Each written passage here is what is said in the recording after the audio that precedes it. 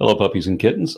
Speaking once again with Hindu apologist Arjuna Das about why he believes in his God or gods, I'm not sure yet, and why I don't believe in any.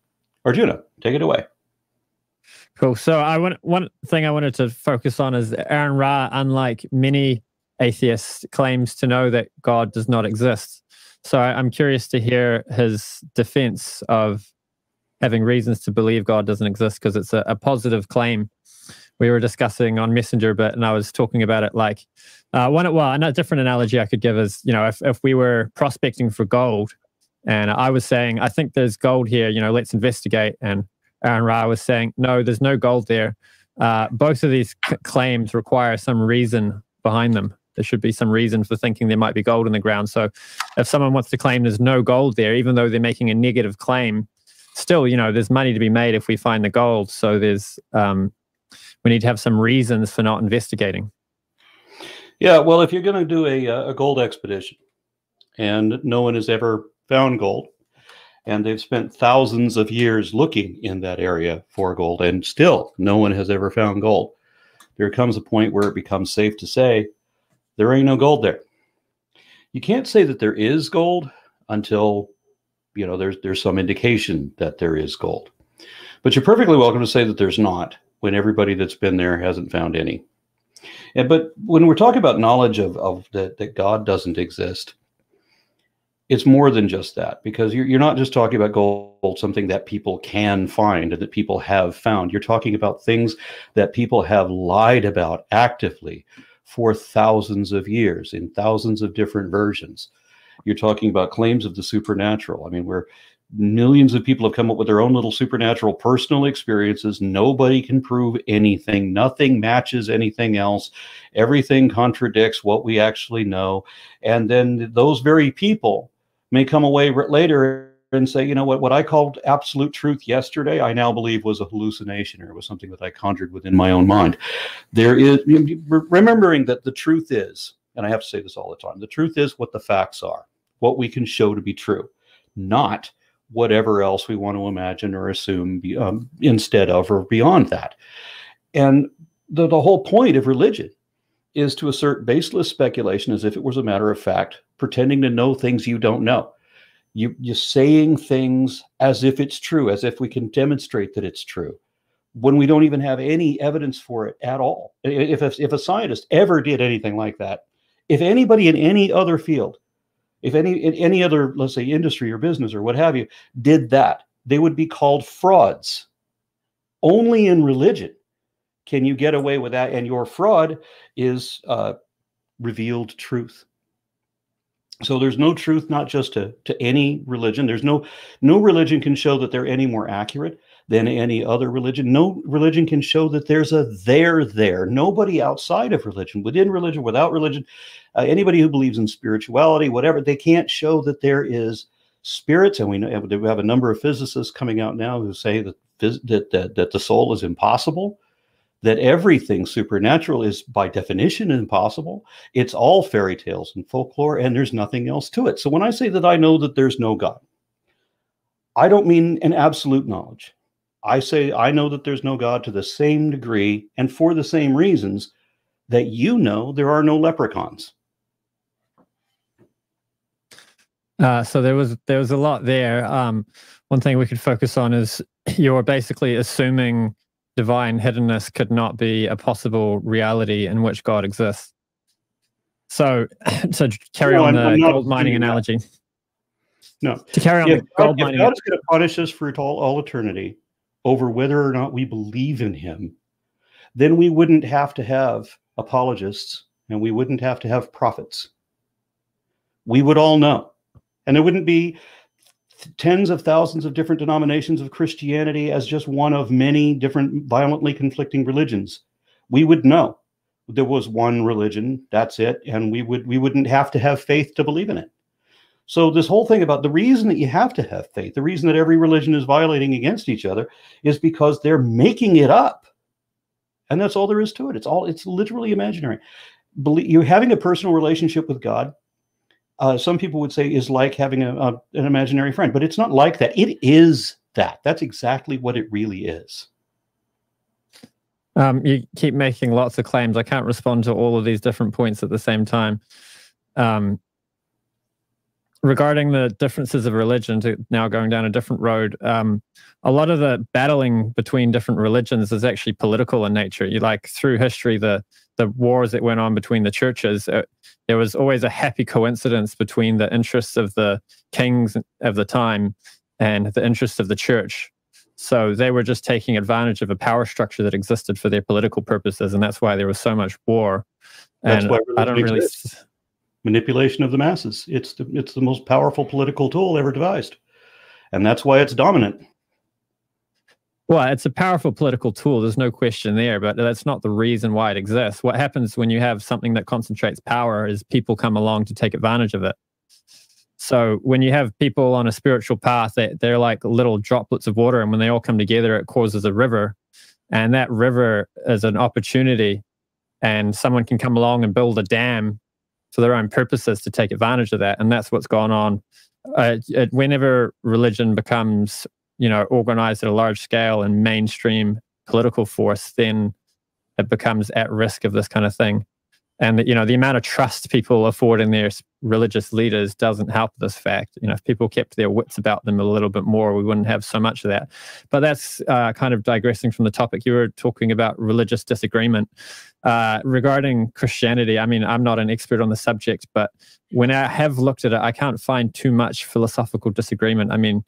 You look at the Protestant denominations, and it seems like in large part they're disagreeing over whether baptism means you get fully dunked or you just get a bit of water sprinkled on your head.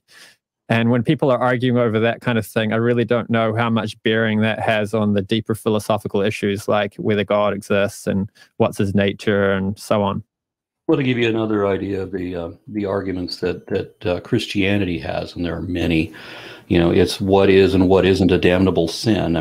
Can you have tattoos? Can you go dancing? The different religions, different denominations will have different abominations. There are different interpretations of abomination. And then they also like to exclude each other, so that every denomination says that they were created in 1856 or whatever, so that they could go back to the original way that no one can find any record of. It's just revealed that that's the original way. There's no historic text that shows that that's the original way. So the Orthodox claim to be original, the Catholics claim to be original, Jehovah's Witnesses claim to be original, Seventh-day Adventists claim to be the original way, and so of course do every branch of Protestants. They're all saying that they are the original way. They're all following Jesus, even when they contradict Jesus. And mainstream American Christianity has way contradicted Jesus. There's a brilliant video that illustrates this. It's called GOP Jesus, and it's talked about. It shows how Jesus is preaching exactly the opposite of what he preached in the Bible in order to promote a like the GOP or Republican position. Right, that sounds interesting. I might have to watch that. Of course, I had David Bentley Hart on my channel for discussion. He's a quite open-minded Christian and was talking about various things. But, there's a tendency when, from my tradition, we look at Christianity, we'll find a way to interpret all of the, teachings of Jesus and whatnot in a way which is consistent with Krishna consciousness. So they do the same thing with you. And one of the arguments that Christianity has is whether there's old Earth or whether there's a young Earth, whether there is an outer space or not, or whether it's flat Earth, and whether it's geocentric, and how much science do they deny, and how many frauds they use to promote their position. And one of the things that got me into activism was when I found a Christian tract under my windshield wiper that was saying that all of the Hindu gods are Satan. They're all the Christian God has deceived you and 800 million other Hindus by being your God and having you worship him.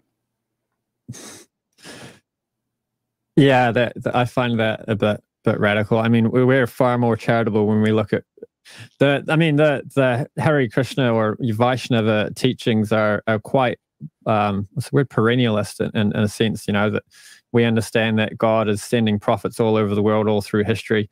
And the other thing that's different, because you talked about, about damnation and, everyone thinks everyone else is going to hell. The Krishna conscious view is you've got many lifetimes to get it right.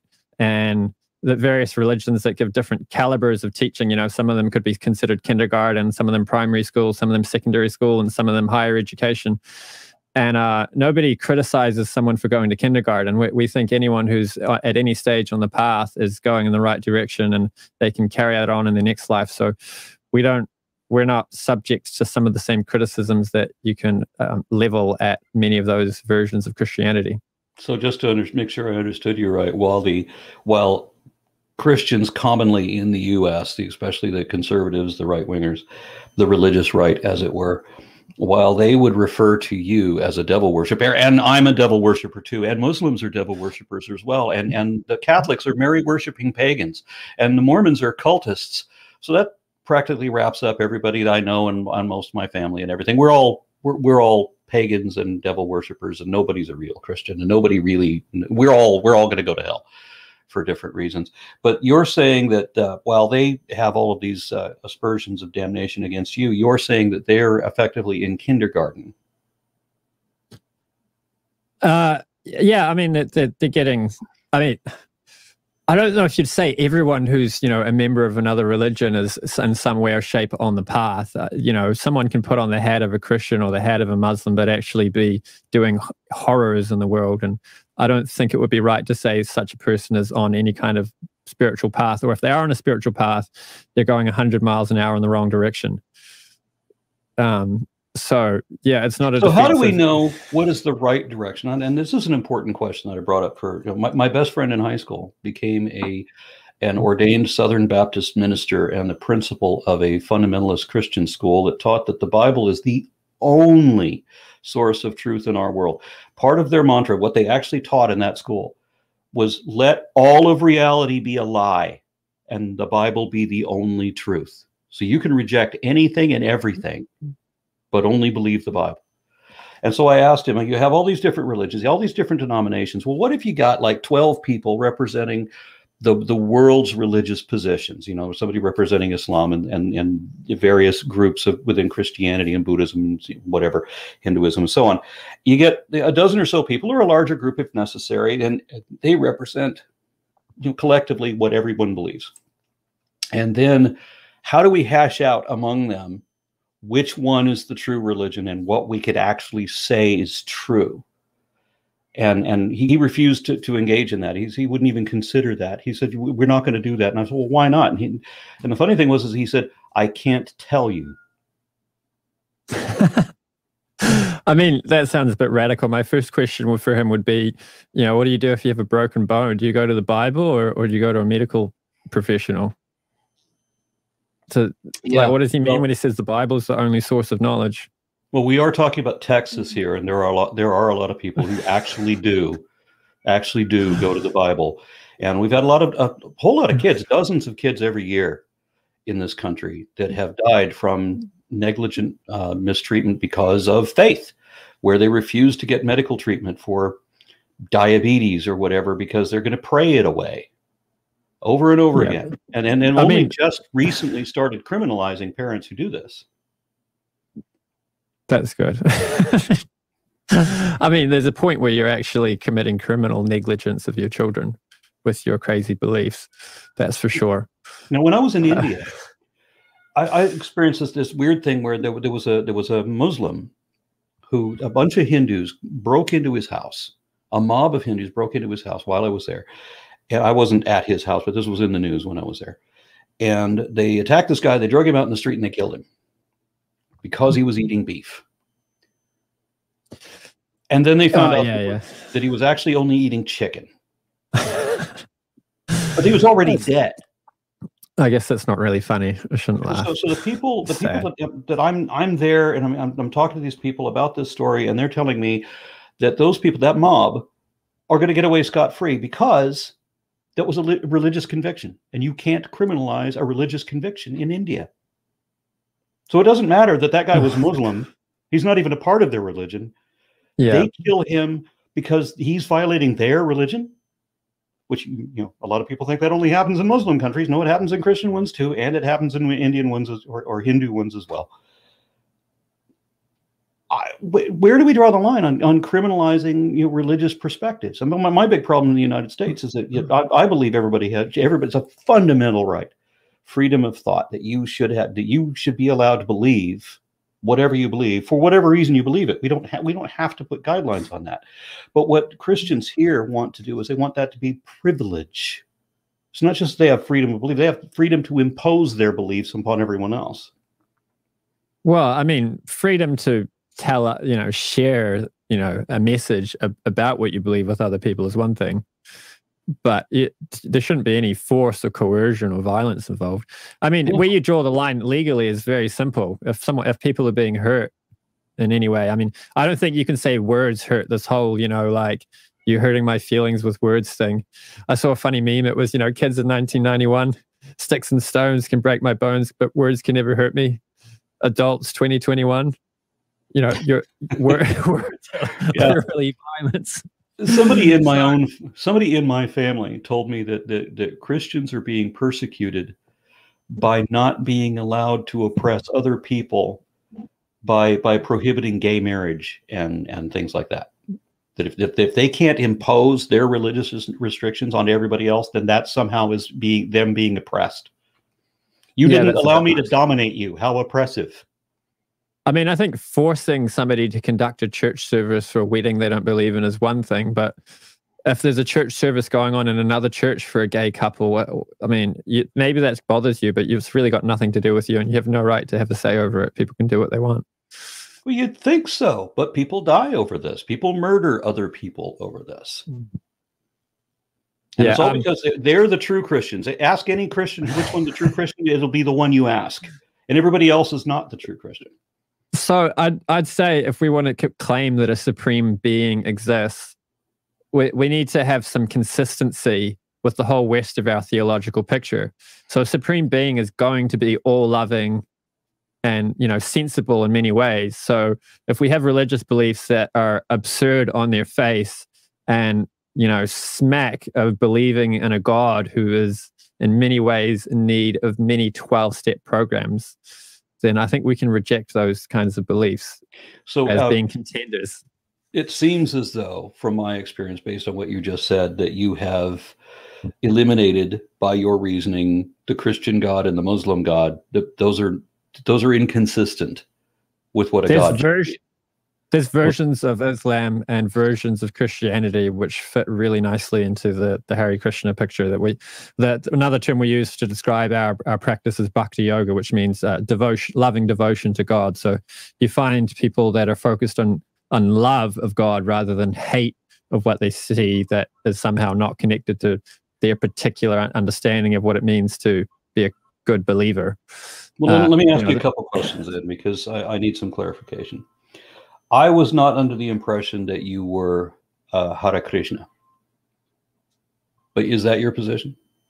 Yeah. I'm a practicing Hare Krishna. So somebody reprimanded me rather harshly in the comments of one of my videos yesterday. I think it was yesterday or the day before, about how ignorant I was about Hinduism. That I said things that were untrue about Hinduism. That they don't regard the truth of the scripture, for example. And I point to the Bhagavad-Gita and to the title of like 7 of the chapters in the Bhagavad-Gita, if translated into English, says absolute truth. The word absolute truth is in 7 of those titles. That's right. Right. Yeah. And so then you have Sri Prabhupada, right? He's making these declarations about how we know that the Bhagavad-Gita is the absolute infallible truth of God. And I've talked to a handful of other, Krishna types. H. Krishna Susarla was, I think that was one of the names of one of the people that I talked to, decades ago when I first got into activism. And I'm talking with these Hindus who say that Krishna, the Krishna belief, and I'm looking for, is bhakti the best word for that? Bhakti is a good word, yeah. Bhakti is good, because that's the one I've been using. They say that they're different from other Hindus in that they're the only ones that are comparable to American conservative Christians. And this Hindu jumped on me yesterday saying that the ISKCON, the followers of Sri Prabhupada and all, that they are a cult who murdered their leader and should be treated with disdain. That you do not in any sense represent Hinduism. Yeah, I mean, you get those haters. There's people who are disillusioned about the Hare Krishna movement, and they spout all this stuff. But like, I've looked into those claims about Prabhupada being murdered, and it's totally baseless. The poison they said used, you look into it medically, and there's no way that poison could have possibly been used without there being like evidence that the doctors would have been like, oh, this poison's been used. And like there was a few, and then they keep changing the story about what poison it is, and none of them add up, and so on. And plus, the people that Prabhupada was surrounded by absolutely loved him. There's no way any of them would have done that. And also, I never suspected that he was murdered. I mean, honestly, this was 2 days ago. It was the first time I'd ever heard the claim that he was murdered by his own people. Oh, you'll probably get someone in the comments that, I mean, you get that with anything. There's always someone that brings up some nonsense and claims they've got reason to believe it. But going back to your point about, taking the scriptures literal, what he's probably getting at, the person in the comments that was criticizing your comments, is many versions of Hinduism. What is it? The Sanskrit is Mukhyavritti versus Gaunyavritti. So, Mukhyavritti means Mukhya means face. So you take the literal meaning, means to take the words on their face, and then Gaunyavritti means to take an indirect interpretation of the Vedas. So the what we call them Mayavadis, but they're primarily inspired by Adi Shankaracharya, who taught basically a version of covered Buddhism. And then Vivekananda and I think the Ramakrishna Mission and other more modern groups kind of doctored his teachings, because when they were coming in contact with the West and Christianity, they're like, oh, the West, they've got one religion, they've got Christianity, we need to compete. So we'll have a united Hinduism, which is nonsense, because Hinduism has historically been the most diverse religious banner you could possibly imagine. You basically find as much... It's the oldest religion, so of course it is. That's why you have a library instead of a book. Yeah, that's a good point. Yeah, it's older, but also you didn't get religious wars in ancient India. They weren't killing each other because it's like, we've got the one true religion and everyone else is a false preacher, so we're going to literally murder everyone who follows the other religion and murder the preachers of the other religion. Buddhism got driven out of India without any violence at all. It got driven out philosophically through debate. Adi Shankaracharya drove it out through argumentation without any blood being spilt. And one of those arguments, though, was that Buddha was just another incarnation of Vishnu or Shiva or Krishna. Is it Krishna? I think it was that Buddha was another incarnation of Krishna. Yeah, Vishnu. Yeah. Yeah. Okay. Krishna and Vishnu are the same. And that the Siddhartha Gautama's purpose in life, as the Buddha being secretly Krishna, it being reincarnated, it was to fool the atheists. Yeah, that's right in Bhagavatam. Buddha's mentioned in Bhagavatam as an incarnation of Krishna who came to teach sub-religious principles and bewilder the atheists. So how is that different than the Christian saying that the Catholic is a Mary-worshipping pagan and that you are a devil worshiper for worshipping false gods who are actually Satan in disguise? Your gods are all reincarnation of the devil. So we don't criticize Buddhists for teaching something which is causing people to go to hell. If people can follow Buddhism and increase their qualities and advance their spiritual realization, and to some degree, then we're happy for that, and they can continue in their next life, and eventually they can take birth as a Hare Krishna, or eventually they can come to the path of bhakti in some form or other. It doesn't have to be within our particular tradition. But you're still saying that they're fools, that they're being fooled by this incarnation, that they're secretly worshiping your God. And the Christians, of course, are saying the same thing, that you are secretly worshiping their God, or worse, you're secretly worshiping the enemy of their God.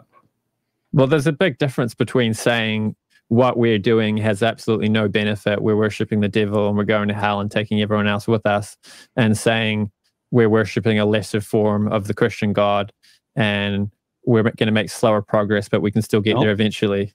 They don't think you're worshiping a lesser form of the Christian God. They don't get the association of Christ and Krishna. They're saying you worship their devil. Yeah, no, I was just saying there's a big difference between what they are saying and what they would say were they saying something similar to what we say about Buddhism. That's what I meant by that last point. Okay. Because, it's I think the kindergarten analogy works, like we're saying, the Buddhists are in something analogous to kindergarten. So they're making progress. It's a good thing. Nobody faults somebody for going through a low, like some people get their high school education as adults. You don't criticize somebody because they're going and getting their high school education. You say, this is nice. Somebody's, going out and trying to get a better career for themselves. They're doing something positive. No, I don't know about that. I mean, I'm going for my Bachelor of Science degree. I'm almost 60 years old. Plenty of people making fun of me for that. But then when I went to college the first time as a kid, I had people making fun of me for that too, because, well, them scientists, they don't know nothing. They just got book smarts. They don't have common sense. Right. Yeah. But I mean, anybody, all sorts of people say all sorts of things. It doesn't mean it's a sensible thing to say. But right. So, I mean, if you're concerned about what the truth is, so this is my deal. I'm not going to say something is true unless I can show that it is true. Yeah. Because if I say things are true just because I want them to be, that's a lie. If I say that I know things I don't know, that's a lie. If I say that if I claim baseless speculation as fact, if I think whatever, so I think that I could have a suspicion. I could have hypotheses about what happened in a given situation on it. But if I pontificate and I express that is exactly what happened, declare it as fact, well, now I have a burden of proof to prove it. And if I don't meet that, if I claim to know things I can't know, then even if I'm right, I'm still wrong. Does that make sense? If I tell you that somebody's rummaging around in your house while you're at work, and stealing your things, even if you rush home from work having received that message and find somebody, I couldn't have known that person was there at that time. So even though I made the prediction, it's still wrong. But if you said the opposite, if you said the opposite and said there's nobody robbing your house right now, you would also have no way of knowing that. Okay.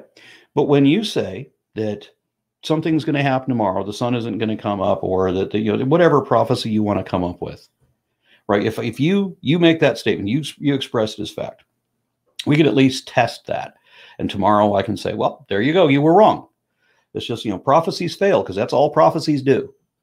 And Christians tell me all the time about all their fulfilled prophecies, but they can't produce one. Not except that they can produce one, but only because that one was artificially self-promoted. When they created the state of Israel for the purpose of fulfilling this prophecy, that was the one.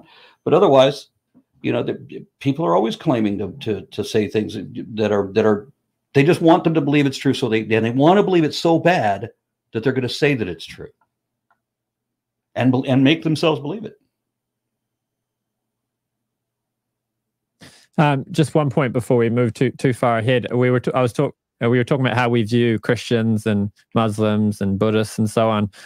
One way we look at people such as yourself who go out of their way to criticize religious views is that in some way you can be doing the work of God by picking apart dangerous beliefs that actually have nothing to do with God. Someone's got to do that service. Well, how do we know? So here's the discrepancy. Everybody has these versions of God, and they're all very specific about the things they pretend to know about who God is and what He is and who He hates and why. But no one can show that they're right and that the next person is wrong. Nobody can say that they're any more accurate than anybody else. How do you gauge? Which of the thousands of different denominations, almost as many Christian denominations as there are Christians in the pews, how do you discern who's right and who's wrong? One way we can start doing that, I already suggested, is by figuring out which beliefs are actually consistent. So if someone's claiming God's all loving and also claiming that you're going to go to hell for eternity if you're a member of a different denomination, that's an inconsistent belief. So either God's not all loving, or God doesn't exist, or God is all loving, from which it would follow that you're not going to go to hell for being a member of a different denomination, or for happening to not be convinced. Yeah, well, I'll let the Christians and the Muslims go ape in the comment section over that. Bring it on. Let's say, okay, so the first thing, regardless of which God we're talking about or which version of which God we're talking about, the first we have to show that there's a there. Right? So how do we know that there's God? Yeah. So, well, first of all, before we go too far down that route, you kind of already accepted that you need some kind of reason to believe a negative claim, like the example of if there's someone robbing my house while I'm at work, you'd have no way to know that's not in fact happening. You could know it's unlikely, but it doesn't mean you know it's happening, right? Yeah. Now tell me about something that you believe that is impossible, not just unlikely, but impossible by definition, because God is impossible by definition, and so are leprechauns. So we're in the same category. Well, how do we know that? I mean, we don't believe in there's a difference between God and leprechauns. People don't come into belief in leprechauns in in adulthood. They come to belief in God in adulthood. So there's a difference right off the bat. Well, I think Neil Gaiman would disagree with you. He categorizes them together. I don't even know who that is. That's because I'm talking about American gods right now.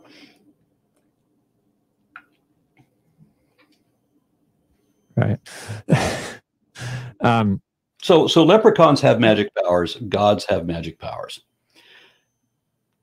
Magic, miracle, same thing. By definition, impossible. If God exists, what do you mean by definition impossible? Look it up. The definition of magic and the definition of miracle, very similar.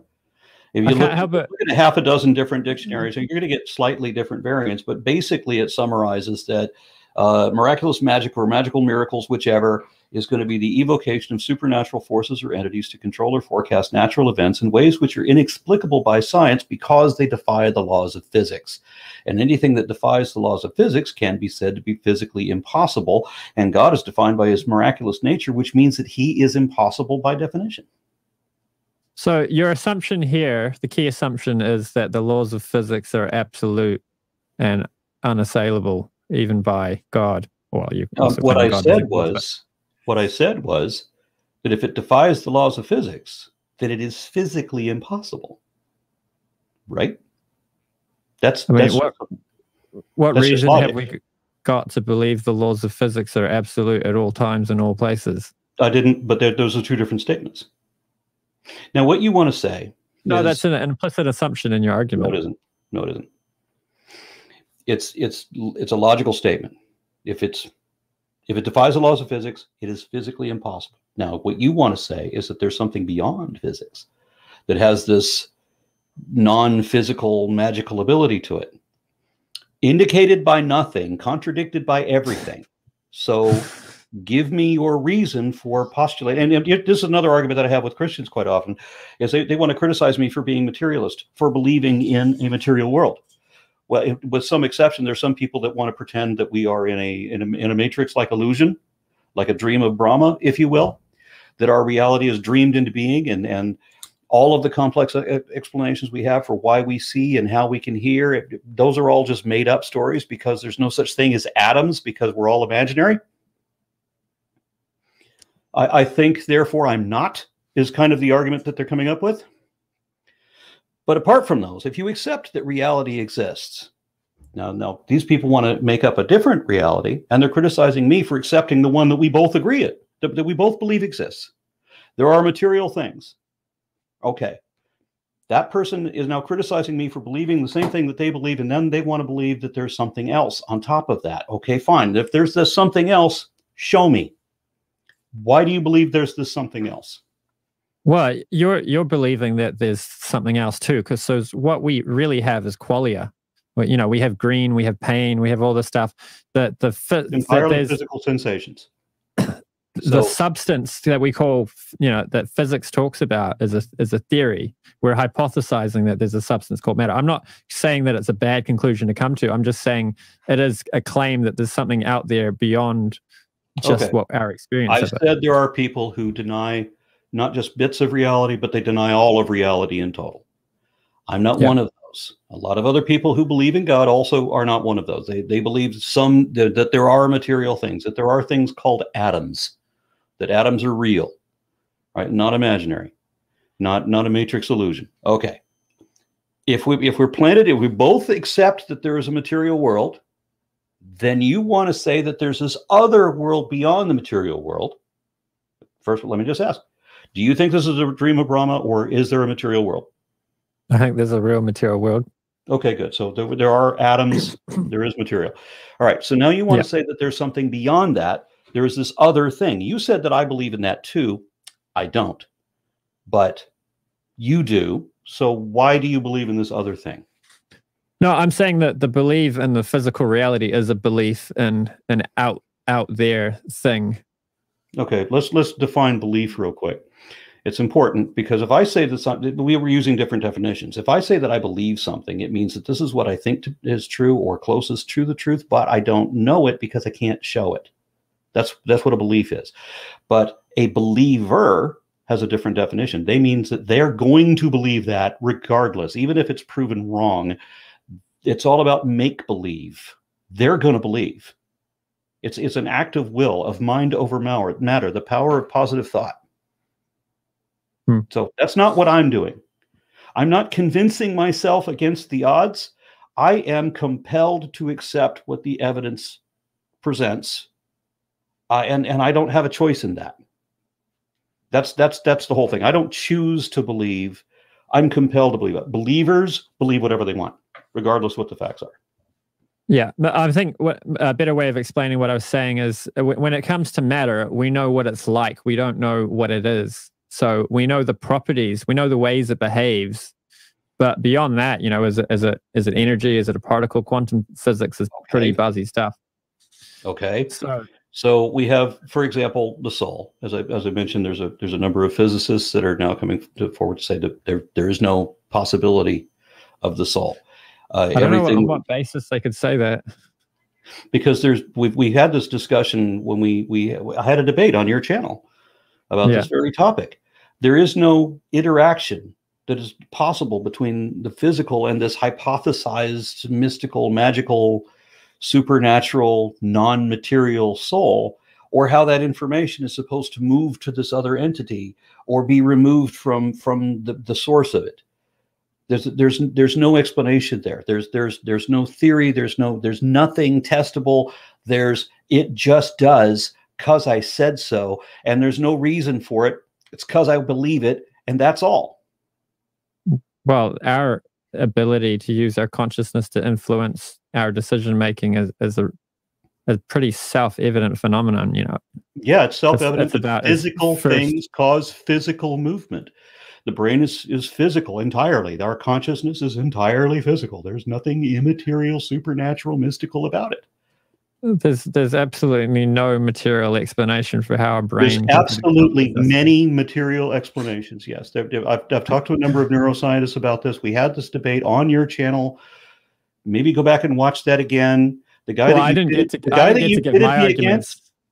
you pitted me against to argue this very point immediately conceded this very point, that I was right, that the mind is completely physical. That was on your channel. You hosted. That was your champion, and he agreed with me immediately.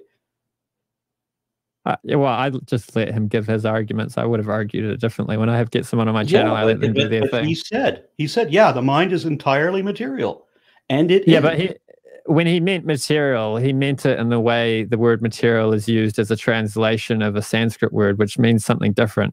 But his point there was he didn't need to get into the end of that. He gave a quantum argument, and you basically conceded the quantum argument.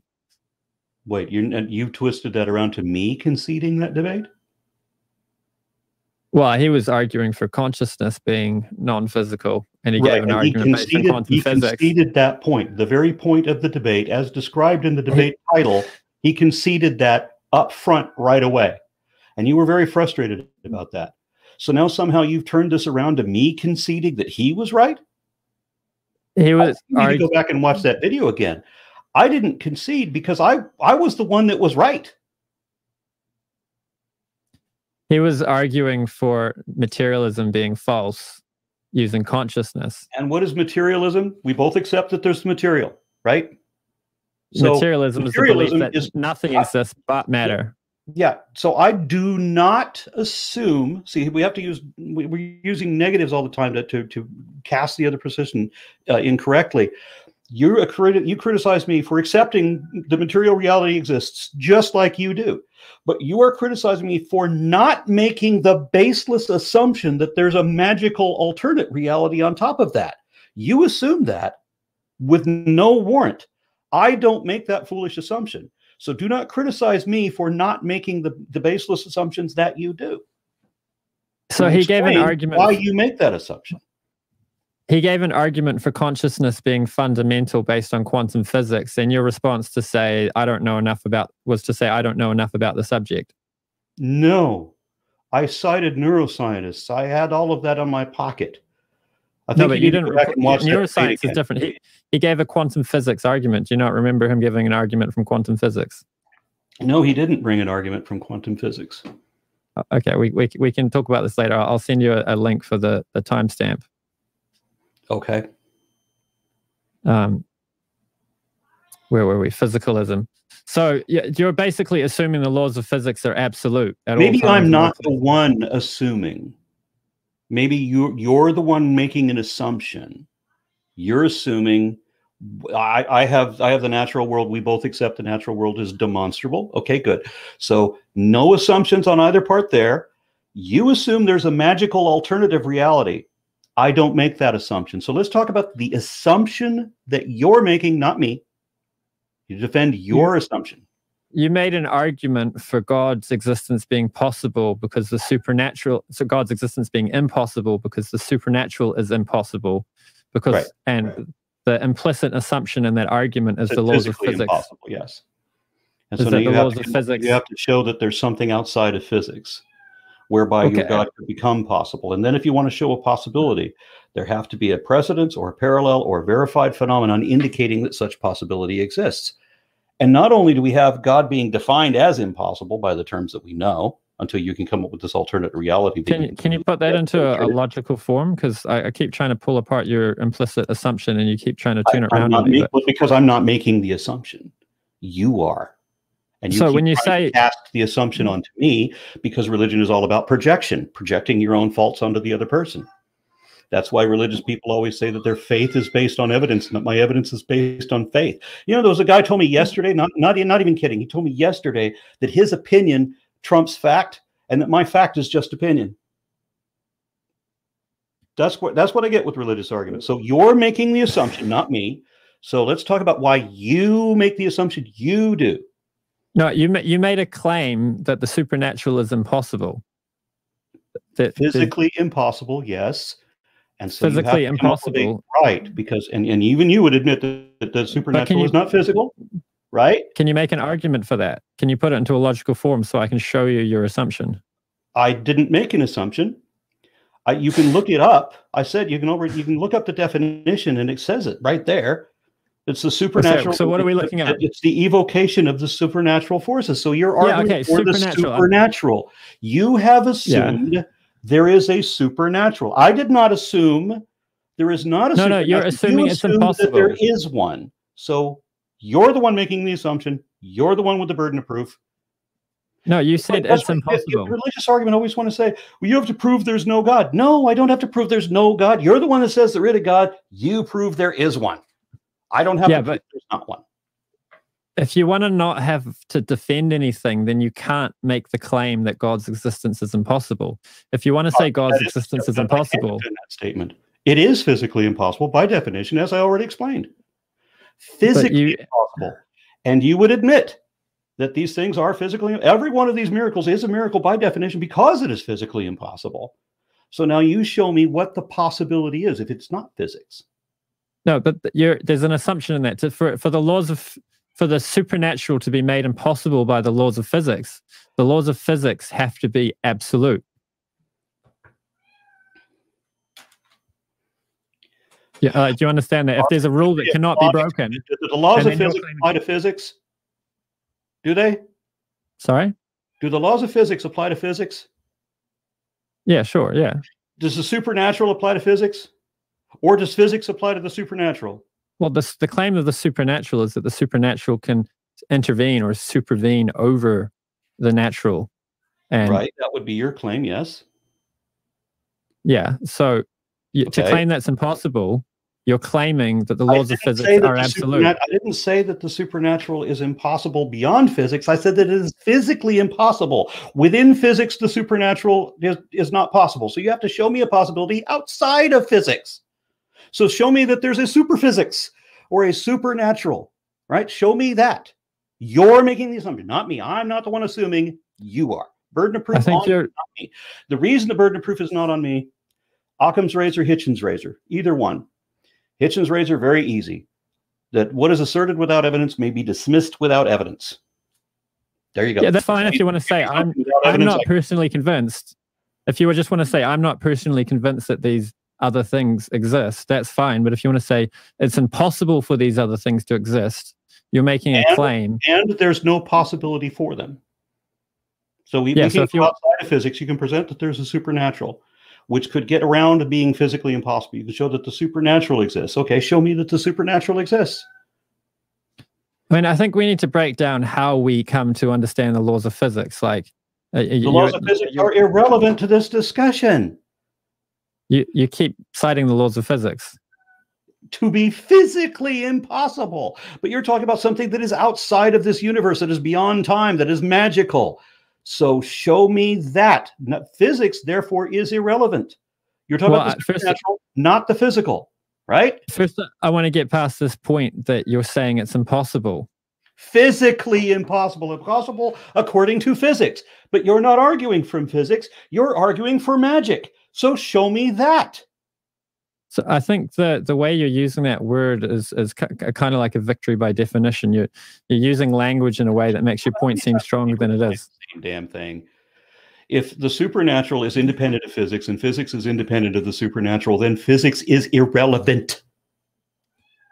Show me something else. The laws of physics don't apply to the supernatural. So why are we still talking about them? Well, you use as an argument to say God's existence is impossible. Will you accept that? Physically impossible. Do you have a learning disorder? What is the problem? You're not getting that word. Say physically impossible. Then figure out that, hey, we're not going to be talking in physics. So we're going to be using something else. So what's the value of saying it's physically impossible then, if it doesn't have any bearing on it, whether it's true or not? I tried to give you two different things. One, within physics, which is all we know so far, it is impossible. Physically impossible. Then in order to show that there is a possibility, you can't just say that anything is possible, because we know lots of things that are not possible. But if you want to show that there is a possibility, you have to show a precedence or a parallel or a verified phenomenon indicating that possibility exists. Do you have that? I mean, you're aware of Hempel's dilemma? Is that a yes or a no? So Hempel's dilemma is the idea. It's the problem of how we don't. The claim that's involved in Hempel's dilemma is that physics will explain everything. So then the question comes up: well, does current physics explain everything, or will future physics explain everything? Problem, because I said the supernatural that you believe in is irrelevant to physics, and physics is irrelevant to the supernatural. So I don't have that dilemma. Fix the error in your perception so that we may move on. Well, I think we should drop this word physical then and just talk about reality. Well, then show me there's an alternate reality then. There's the physical reality, and then there's the one you believe in on top of that. We both accept the physical reality exists. You believe in another one on top of that. For what reason? Right, but your argument for God's existence being impossible has just lost all its teeth. Can I speak something out of nothing? Can I say abracadabra and poof, there's a thing? Is that physically possible? Does that defy the laws of physics? Yeah, but you're not God. Yeah, so miracles defy the laws of physics, right? So turning water into wine, that defies the laws of physics, right? So physically impossible.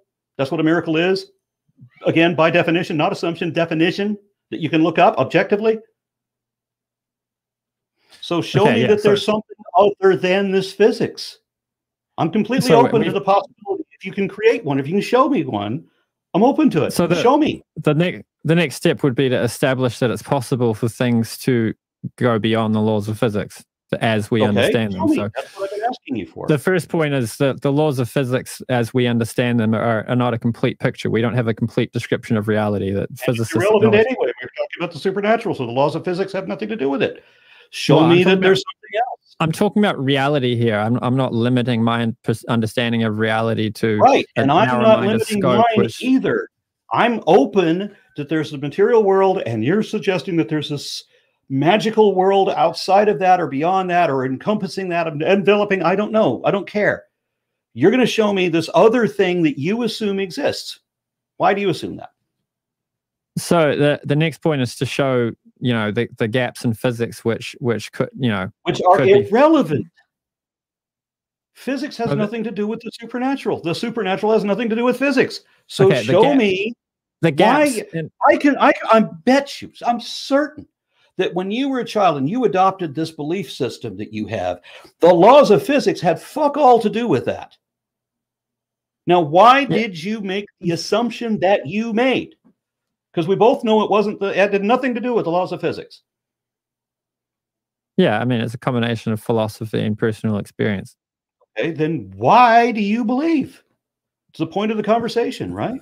So the point I'm getting at, if you'll allow me, is that our understanding of reality is not fully explained by the laws of physics, but there's spiritual worldviews. I mean, so is it the God of the gaps then? You think whatever science can't explain is therefore explained by magic? Where I'm going is that the laws of physics don't explain the evidence we have for reincarnation and you mean the evidence you do not have for reincarnation? Because you don't have evidence for reincarnation. No, there's good evidence. Dr. Ian Stevenson. I'm betting that you don't have any evidence for reincarnation. Is one of the reasons that everything supernatural is a faith-based belief. You don't have evidence for reincarnation. So there was one. I'm open to it. If you think you've got a peer-reviewed study that shows this, happy to see it. You got a link? Yeah, it's. Make sure to include the link. Make sure to include the link below. We could. I mean, I could send you some links, and we could have this discussion another time. All right. If you want to discuss evidence for reincarnation another time, I'm game to do that. That'd be fun, because that'd be better. We can both read up on the same studies ahead of time, and then we'll be better equipped to have it. That's why scientific debates are done in writing. Yeah, exactly. Yeah, we can put our arguments in writing ahead of time, and then we can do it. Well, the Vedic understanding of a debate is that a person is qualified to debate when they understand the opponent's position so well that they could articulate it as well or better than their opponent. That's not the Vedic understanding. That's the common one. It's seldom employed, but it's universal. Yeah, well, it's good to see that that's also found in Western society, but it's definitely not employed so much. I mean, one debate tactic that goes on a lot these days is, I'm not going to do any debates, before I debate this guy, because otherwise he might watch them and then he'll know my arguments. Yeah. That's something people do. That's not my style. Yeah. That way you can surprise people with your arguments and catch them off guard. I'm sure you're more familiar with the near-death experiences one, or out-of-body experiences, like someone leaves their body and while their body is under operation, and they spot a shoe on the roof of the building, and somebody goes and they find that shoe, and the person could see a logo that was on the shoe that you had to be outside the building to see. You couldn't have seen it through the window. Some specifics, because I've heard an awful lot of urban legends and so forth, but I haven't seen any verification. And what I've got for the near-death experience is that at best, in the 30, 40 years that there's been concentrated study by one or two experts on this, gathering information about it, that at best, they've got 2 or 3 anomalies that have literally no theory to them. There's no kind of consistency. There's no possible explanation. There's just nothing. There's nothing to go on. I'm curious to see what those cases are. Maybe you don't know them so well now. You can send them to me later. I don't know a specific. What I'm saying is I'm reading these summations, and they're saying that after 50 years, we've got a couple anomalies, and that's it. We got a handful of anomalies that might only be nothing more than lucky guesses, and we're taking all of the hits and ignoring all the misses. So there's all this inconsistency for these experiences, for the types of experiences that people are having. They don't match, and they change with the person's religious perspective. So Hindus have a different experience, and you probably know this. Hindus have a different experience of the near-death experiences than typical Christians. And there's a variety even among Christians, whether the experience is going to be pleasant or whether it's going to be torturous and painful. I mean, and there's, and it's not like, it doesn't fit with the theology at all. But except in the case of the Hindus, who do use it as evidence of, or claim that as evidence of reincarnation, which the Christians just absolutely love that you guys claim near death. Their evidence of God is your evidence of reincarnation. So beautiful when both sides claim the same thing as evidence of two different mutually exclusive conclusions. Well, I mean, the Christians, I don't know how much the evidence they have doesn't indicate reincarnation. I mean, maybe you can use it as evidence for God, but that's not mutually exclusive with our claim. Well, they're supposed to meet their dead relatives and they're supposed to spend eternity in heaven. They don't come back again. And so they're constantly using these arguments of near-death experiences as proof of that. And one of the most famous cases is that kid that said that he went to heaven. And only later, when he grew up, he admitted that his parents coached him into making that statement and becoming a million bestseller. Yeah, I've heard you mention that. I mean, obviously, there's going to be nonsense like that goes on. The nonsense doesn't disprove the cases where there's good reason to believe something genuine happened. As far as we don't have any cases to believe that something genuine happened. That's the problem. We have cases that could be nothing more than lucky guesses. But again, that possibility we were talking about, still don't have it. The differences between the Hindu and Christian experiences, the Christians will often have an experience of they'll get told, oh, it's not your time yet, you need to go back. You should go back. And the Hindus will often those kind of mistakes happen in the administration of the divine being, right? The Hindus will get told, oh, whoops, we got the wrong one. Similar name, similar location. We better put this one back and go get the right one. I read that one. and in that case, didn't he actually meet his God?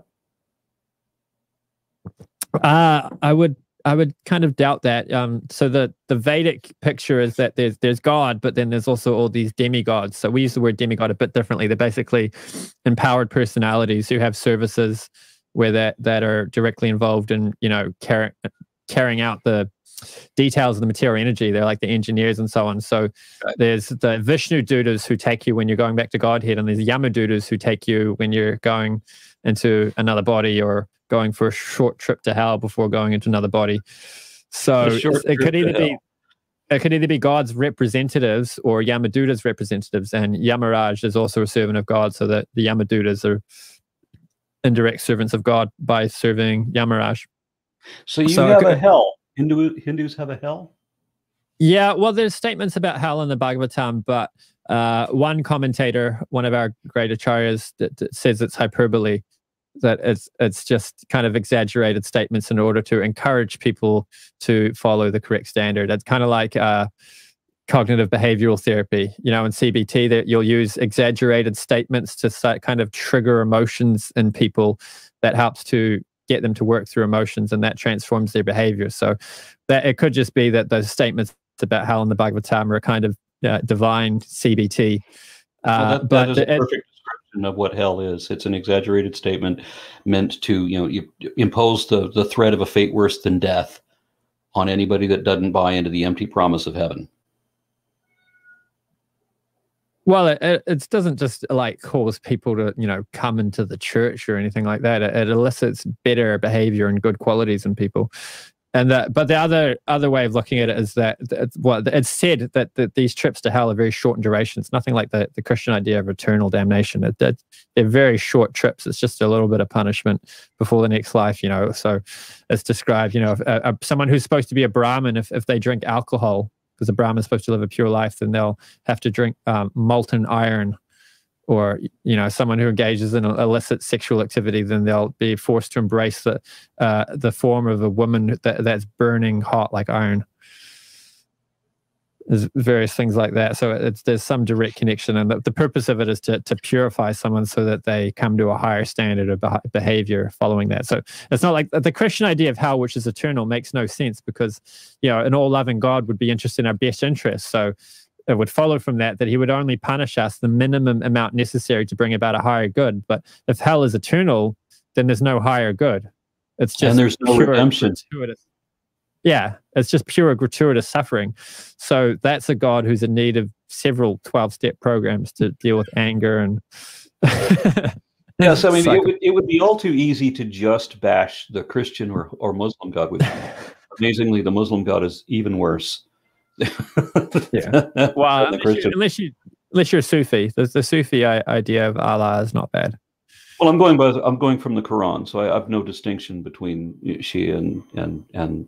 I haven't studied their books. Okay. Well, God controls what we do in the Quran. We have no free will. He decides who is going to believe and who won't. We are basically just toys. And we do what he tells us to do entirely, including believe or disbelieve. And then he punishes us for not believing. It says that in the Quran over and over and over again. Sounds really simplistic. Yep. Yeah, so we're not. It would be. I would count you as an ally if we're going to talk about the failure of a Christian or Muslim version of God. But we're talking about the general concept of God and of the supernatural. There are ways to test for even supernatural things. I say all the time, if the supernatural was real, there would be people like Obi-Wan, Hermione, Spock, and Gandalf who would be able to demonstrate that. And then even if we couldn't explain it, even if science can't explain this thing, we've at least got this thing that we can verify this happens. Gandalf does this thing. It happens every time. Spock does the mind meld. We don't know how it works, but it works, and and so we can test that. And there's a number of ways to test that. My friend James Randi, I'm proud to call him my friend. He died earlier this year, but I mean, he ran a $1 million award for 20 years for anyone to demonstrate the supernatural or any supernatural ability. All kinds of psychics and seers and all other sorts of people showed up trying to collect that money, and everybody failed. Nobody even got to the test phase. Now, he famously overturned a handful of frauds who were claiming to speak to God.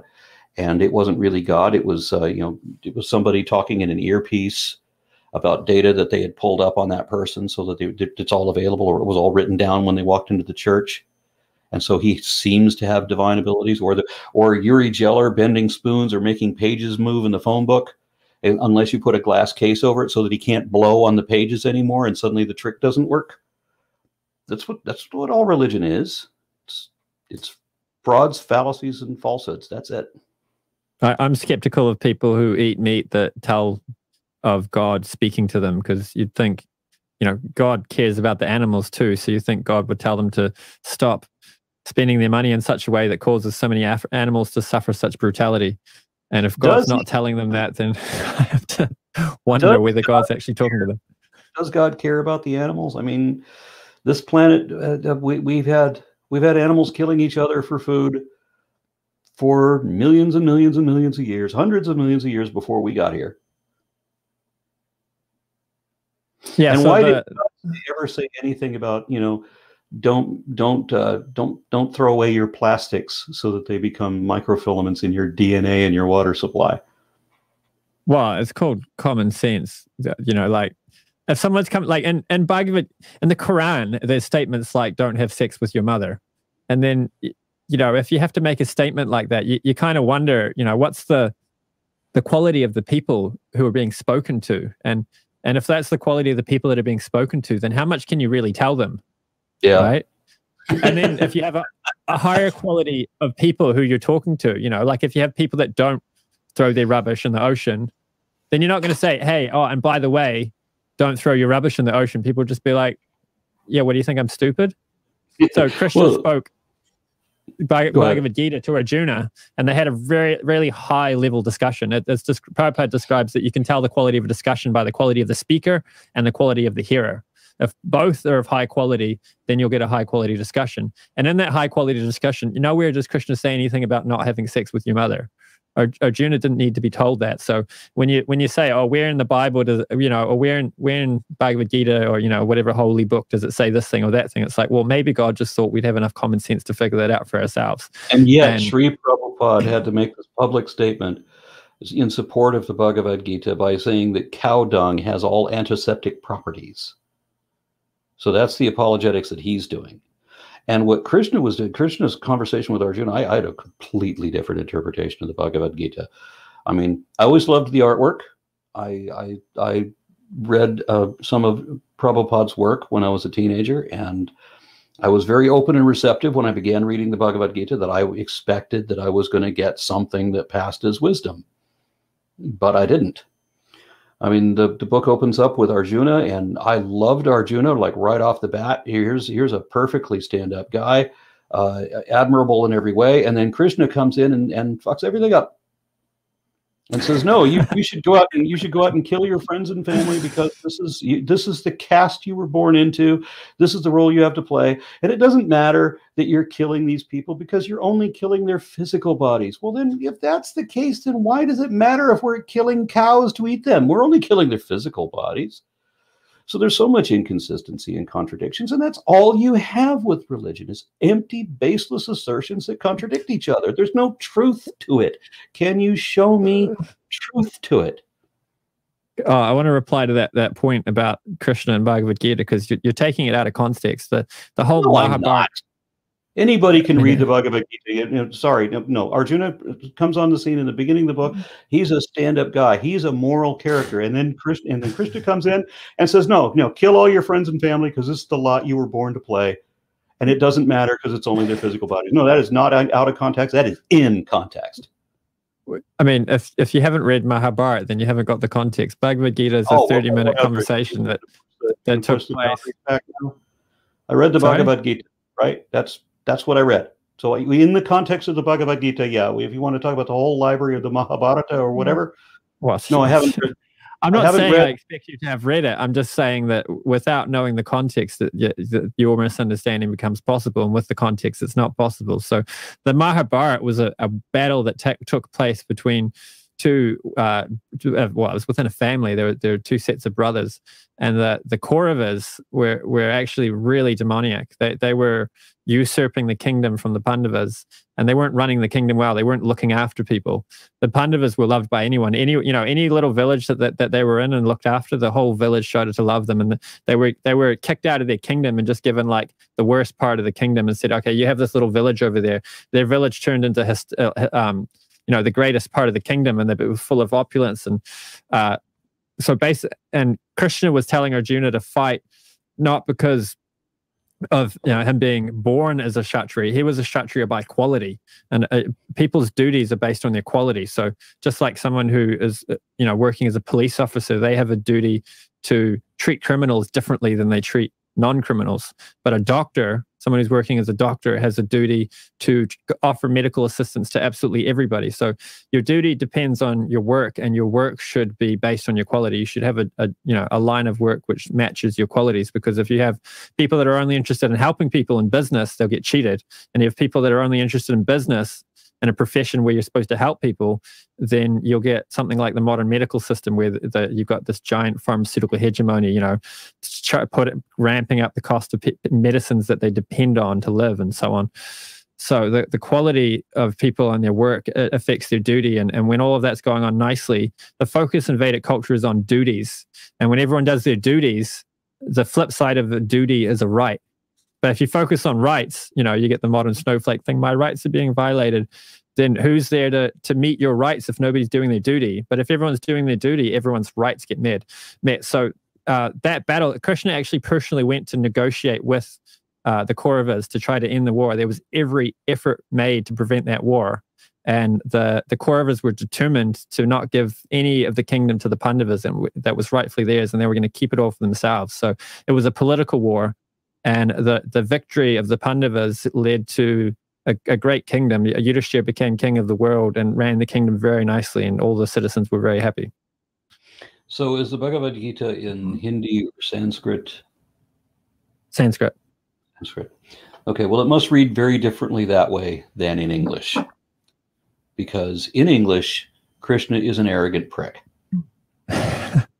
He is like talking about himself all the time. So narcissistic. Damn. You can't be any more full of yourself. I am so great. I am so wonderful. I am so Billy Badass. Nobody knows God's better than me. Nobody knows. Oh, I'm sorry. Going into Trump again. No, yeah. Well, it's not narcissism if you're God. Yeah. So if you think it's not true, then it's narcissism. But if it's true, then it's just stating the facts. Oh, okay. Whatever excuse you need. All right. So we're gonna close it up. We'll have another conversation about evidence for reincarnation. All right. And cool. We're looking specifically for reincarnation, and it has to fit the definition of evidence. Okay. But we'll do that at another time. To close up now, I'd like you to ask the question I've been repeatedly asking. Give me the reason you believe in this supernatural realm. So the reason I believe in God's existence is my personal experience of, prayer, kirtan, study of the philosophy, and my understanding of science and, how it fits into the Vedic picture, and my understanding of the philosophical explanations and arguments and so on. I'm interested about how it fits in with science. Are you claiming things like Rama's bridge as being evidence for your belief? I haven't really paid much attention to that one. I just mean like, that quantum physics and so on, all these things science discovers, another angle is the, I've got one guy I've had on my channel a few times. He's written a book and had a paper published about the scientific accuracies in the Puranas. So the Puranas they predicted the age of the universe to within, I can't remember, it's like 0.03% of the modern value. Well, no, I'll give you that one where somewhere, I didn't know it was the Puranas, but I remember that a day of Brahma is supposed to be 4,320,000,000 years. Yeah, and it matches the age of the Earth. So the age of the universe? It's off by a fair measure. I mean, 4.3 versus 4.6 billion years. But for something that was written so long ago, what is it, 3,000 years or so ago? I mean, some people say that it was 5,000 years ago, but let's be reasonable. That's a fair estimate, but it wasn't talking about the age of the Earth. 4.563 for the age of the sun. Yeah, and the universe is supposed to be 14 something, or rough 13 point something, rounded up to 14 billion years in total. So the age of the Earth would be a reasonable estimate for something written that old. But that wasn't for the age of the Earth, though. That was for a day of Brahma. And it just coincidentally matches pretty close. It's only I haven't studied his work. I've just had him on for debates and let him argue his case, but now I'm arguing it. So the scientific estimate, I've got his PowerPoint here, was 4.56 billion for that was in 2018. They came up with that date for the age of the sun. The Puranic statement is 4.563. He's published a paper and written a book. So if anyone wants to pick his stuff apart, you can look up Siddharth on my channel, or maybe we can put a link in the description. There was a devastation, like a partial extinction, which is predicted. The scientific estimate is 251.9 million years, and the Puranic statement is 251.2 million years. So those are really close numbers. And then the age of the universe is predicted. So the scientific estimate is 13.8 billion, and the Puranic statement is 13.819 billion. And if you combine those all three together, the chance of making three guesses and getting those three numbers right is 1 in 10 to the 186. Unless you read the context again and realize that first estimate was not for the age of the Earth or for the sun. It was for a day of Brahma, which was supposed to be a continuous cycle. And that number is only off by a couple 100 million plus. And it was talking about something else. So if you keep the context straight, then you realize it didn't have anything to do with it. All right, so we'll wrap that other discussion. Yeah, I'll do some preparation and send you some link. Oh, and while you're calling me an ally, I can plug my channel in my latest video. But my last video is picking apart William Lane Craig's understanding of exclusivism. I got David Bentley Hart criticizing him as well. I cannot understand, because you mentioned before about, when you do your debates and people will know your arguments. He's used the exact same argument for like 25 years. Never changed. Yeah. And it's never good. He knows how to argue it, though.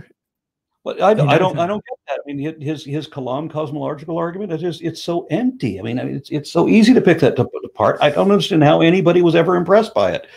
But anyway, yeah, Kalam cosmological arguments are a whole deep subject, and philosophy of religion, they get into them in like the most minute detail. I haven't really got involved in them. Okay. Well, I'm going to be interviewing a cosmologist next week, a week from today, a week from now, in fact, who sorely beat William Lane Craig in a debate in stellar level, and he also holds a position that refutes Craig's first premise in the Kalam. I'm going to be talking to Sean Carroll, who says that the universe never had a beginning. I thought you were going to say Sean Carroll. He's good. That was a really good debate. Yeah. So I'm very much looking forward to this interview. All right. So thank you for that. And cool. Thank you. Be sure to email me any links that you want me to include in the description. I'll put them there, and we'll schedule that other discussion. Thank you very much, cool. Arjuna. Thank you. Hare Krishna.